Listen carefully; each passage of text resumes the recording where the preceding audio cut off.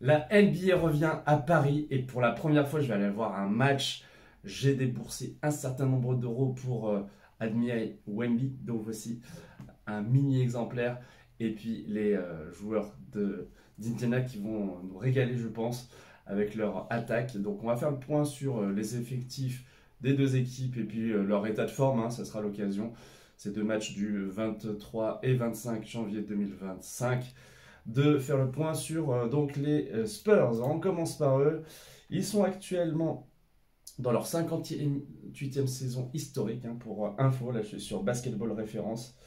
Et cette année, ils ont progressé par rapport à l'année dernière qui a été assez compliquée, il faut dire, parce que eh bien, les Spurs, ils ont eu la chance de tirer en numéro 1 le rookie tant attendu Victor Wembanyama, qui a fait une saison all-time et qui cette année poursuit sur sa lancée. Il y a parfois des moments un peu de moins bien, mais voilà, je vous en parle régulièrement et vous aimez savoir beaucoup de choses sur lui. Il est passé au journal de TF1, il a été très médiatisé lors de cette venue des Spurs à Paris. Bon, actuellement, les Spurs, ils marquent 111 points en moyenne, ils sont 16e de la ligue, ils encaissent 113 points, ils sont 15e de la ligue, donc voilà, c'est une équipe moyenne, mais qui s'en sort quand même pas mal, même si au classement de la conférence Ouest, ils sont actuellement 12e. Bon, quand Victor Wembanyama est sur le terrain, évidemment, il y a pas mal de choses à dire, mais ce qu'on peut dire, c'est que l'effectif cette année s'est enrichi de vétérans, d'anciens joueurs comme Chris Paul, qui arrive en fin de carrière, et Harrison Barnes, qui a encore quelques années, mais qui a remporté un titre.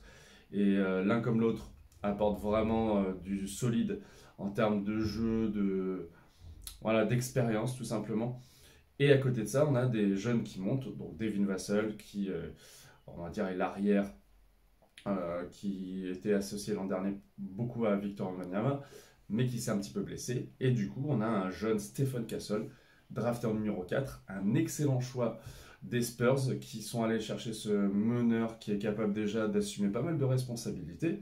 Alors, ça reste un rookie, donc une première année, mais franchement, il assure, il a des chances peut-être d'être meilleur joueur, ça dépend un peu de sa deuxième partie de saison, parmi les jeunes.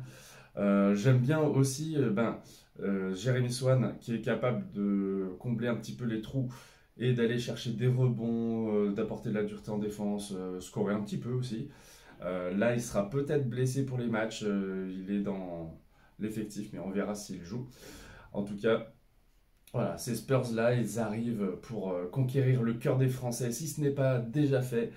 Mais face à eux, du coup, on a une équipe d'Indiana qui va peut-être être découverte par des fans ou des amateurs de sport qui suivent pas trop la NBA, qui ont entendu parler de Victor, mais pas d'autres joueurs plus que ça. Donc parlons de ces Pacers qui sont dans la conférence Est et donc qui sont mieux classés, mais c'est pas pour autant qu'ils ont, on va dire, un niveau NBA aussi exceptionnel que cela. Ils sont 11e attaque. L'an dernier, c'était même vraiment presque la première attaque en NBA. En défense, c'est plus que moyen. 114 points encaissés, 21e défense NBA. Donc, on devrait voir des points à l'accord Hotel Arena. Et puis, dans leur effectif, alors déjà, avant de parler des joueurs, il y a le coach Rick Carlisle qui est, je trouve, un coach souvent un peu sous-estimé, qui a accompli de grandes choses, qui a une immense carrière qui sait tirer le parti de jeunes. C'est une équipe qui est très bien construite. L'an dernier, j'avais fait une vidéo sur leur banc, notamment sur les joueurs qui, sans être exceptionnels, vraiment sont bien choisis. Mais on va parler d'abord des stars. Pascal Siakam, champion NBA avec Toronto, qui a été échangé l'année dernière.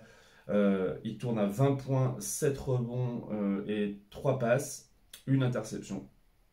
C'est un joueur qui apporte des points, qui sait, avec pas mal de délicatesse, fait des spin moves en attaque.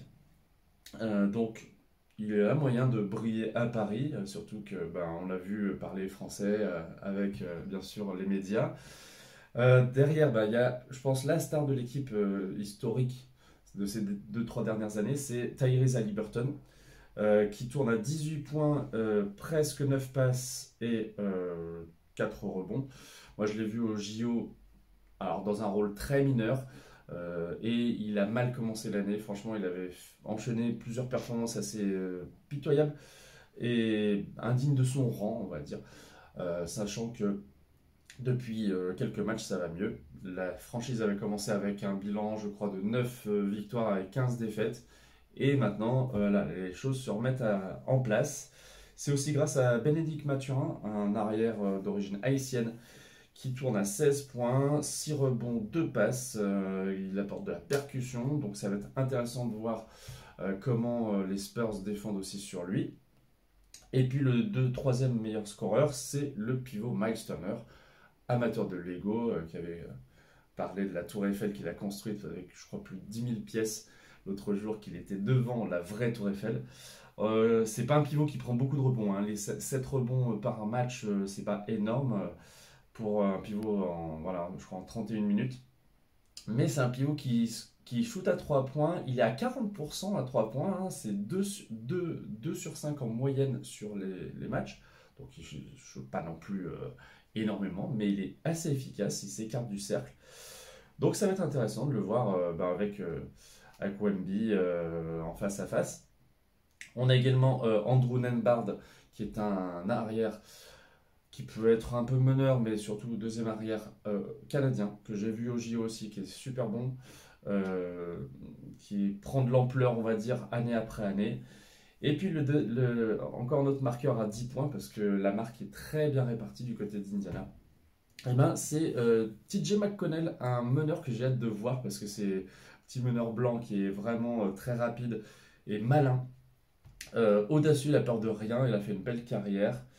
Voilà, et on a également Obi Toppin. Alors lui, j'ai hâte de le voir pour une autre raison, c'est que c'est l'une des plus belles détentes de la NBA. Il fait des riders, donc des dunks, en passant le ballon entre les jambes facile.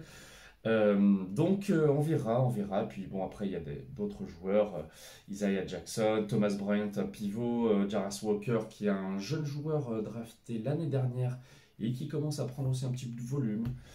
Rodney Smith, mais je ne sais pas s'il va jouer, mais c'est un solide gaillard aussi sur le poste 3. Donc voilà, cette équipe-là, je pense qu'elle a les moyens de faire trembler les Spurs, voire de les renverser 2 fois à Paris. Mais rien n'est joué, on verra ce qui va se passer.